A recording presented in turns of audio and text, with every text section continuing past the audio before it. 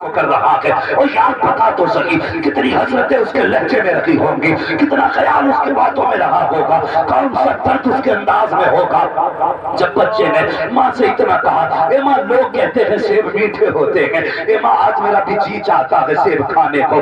اللہ اکبر، جب اتنا بچے نے کہا، ماں نے بیٹے کا ہاتھ پکڑا، روکے کا لخت جگر، ہمارے گھر گھر کئی دن تک چولہا نہیں جلتا ہے، اس کی قیمت 200 روپے کلو ہے، اسے ہم کھا کر سکتے ہیں، اے بیٹے یہ امیروں کا حصہ ہے۔ اور مجھے بتا تو سکی کتنی حسرتیں یتیم کے دل میں دب کے رہ گئی ہوں گی، کتنی آرزوؤں کا گلا گھٹا ہوگا، اور جب ماں نے بیٹے کو روکا ہوگا اس بیوہ کے جگر پہ کیا گزری ہوگی۔ اور میلاد والوں، میلاد صرف یہ نہیں ہے کہ جھنڈے لگا کے لائٹ لگا لو، میلاد یہ ہے اگر یتیم روتا ملے سینے سے لگا اس کے ہاتھ میں جھنڈا دے، اگر وہ بھی راضی ہو گیا مدینے والا میلاد۔ نعرہ تکبیر، نعرہ رسالت، عظمت مصطفیٰ، پیغام مصطفیٰ، نعرہ تکبیر، نعرہ رسالت۔ بہت اچھے مفتی صاحب، سبحان اللہ سبحان اللہ۔ کیا پتا یتیم سبحان اللہ سبحان اللہ۔ جانو بیوہ کی زندگی کیا ہے،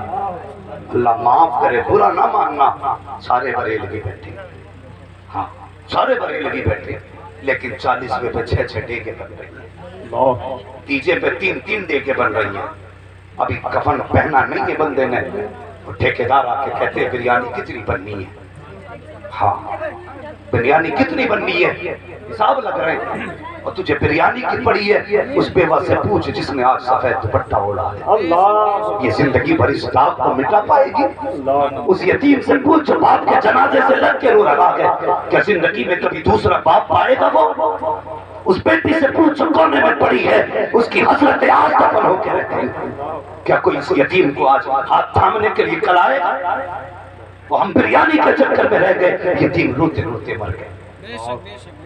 ہاں ابھی کفن پہن کے میلہ نہیں کیا جاتا، ہماری قوم بریانی پہ ٹوٹ جاتی ہے۔ یار مسلک کے اعلیٰ حضرت یہ نہیں ہے میتوں میں بریانیاں کھانے جاؤ، مسلک کے اعلیٰ حضرت یہ نہیں ہے کسی کے برتن میں جا کر کے چمچے بجانے جاؤ، مسلک کے اعلیٰ حضرت یہ ہے اگر تمہیں پتہ چلا کہ کوئی غریب گیا ہے، سر پہ قرضہ چھوڑ کے گیا ہے، پیچھے یتیم چھوڑ کے گیا ہے، 500 روپے کا نوٹ جیب میں ڈال لے، چاہے اس کو مرنے والے کے گھر جا اور جا کے پوچھ کے اس کی بیٹی کہاں ہے، کوئی بتائے گا کسی کونے میں بیٹی بے ہوش پڑی ہوگی، کسی کونے میں بیٹا تڑپ رہا ہوگا، اور یار یہ مسئلہ کے اعلیٰ حضرت نہیں، اس کے چاول کھا کے آ بلکہ اپنی جیب کا 500 کا نوٹ نکال، یتیم کی جیب میں ڈال دے، ادھر یتیم راضی ہوگا ادھر مدینے والا راضی۔ نعرہ تکبیر، نعرہ رسالت، واہ واہ واہ، سبحان اللہ سبحان اللہ۔ بتائی یتیمی کیا ہے؟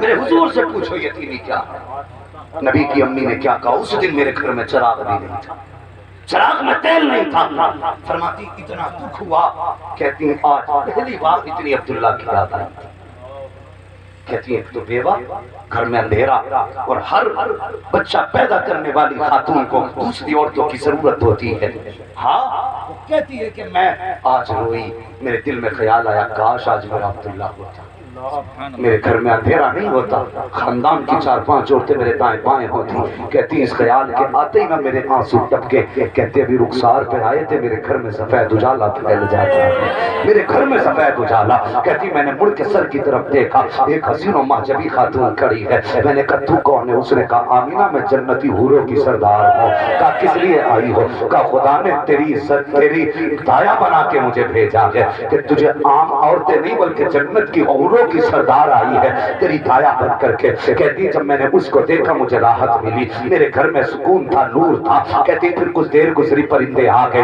ان کی چونچوں میں موتی تھے، میرے بستر کے چاروں طرف موتی بکھیر دیے، میں نے دیکھا کہ ستارے اتنے نیچے آ گئے، مجھے ڈر لگنے لگا، میرے گھر میں اندھیرا تھا نا، کہتے ستارے اتنے نیچے آ گئے، مجھے ڈر لگا کہیں میرے اوپر گر نہ جائے، کہتی مجھے یہ ڈر تھا۔ ادھر دیکھو آمینہ کا گھر سجایا جا رہا ہے، اب دیکھو ادھر کیا تیاریاں ہو رہی ہیں۔ رب نے فرمایا جبریل امین عرض کرتے ہیں جی رب جلیل کا جاؤ جنت کو سجا دو، کہتے ہیں اے میرے مالک جنت تو کہتے ہی خوبصورت جگہ کو ہے، کہ نہیں آج جنت کو بھی پتہ لگنا چاہیے جس کے لیے جنت سجائی گئی ہے، آج وہ آ رہا ہے، آج محبوب آنے والا ہے، جنت जन्नत सजाई गई। फिर हुक्म हुआ बैतुल मामूर पे मिंबर लगाया जाए, मिंबर लगा बैतुल मामूर पे। हुक्म हुआ मिकाईल से कहो हमारी शान में खुतबा पढ़े, यानी कि तकरीर के लिए मिकाईल का इंतखाब हुआ है। हजरत मिकाईल ने तकरीर की है, उनकी तकरीर सुन करके जन्नत की हर शय झूम रही थी। तकरीर मुकम्मल हो गई। फिर रब ने कहा जिब्रील जी रब्बे जलील का चारों बड़े फरिश्ते आ जाओ, जिब्राइल मिकाईल इसराफील इजराइल चारों आ गए। का अपने 7 फरिश्ते ले लो।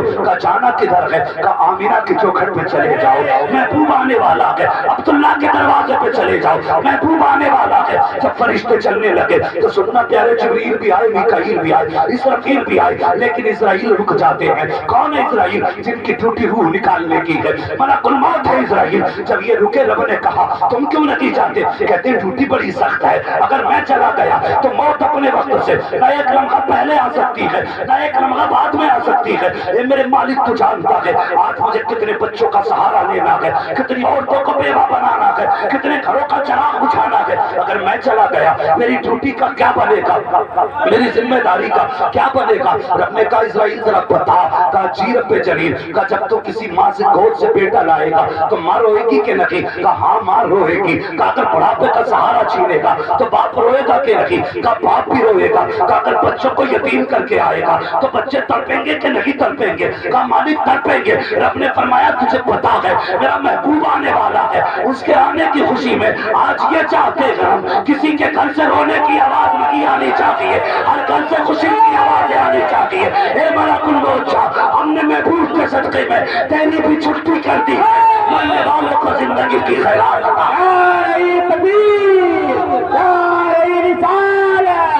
असमत मुस्तफा, असमत मुस्तफा।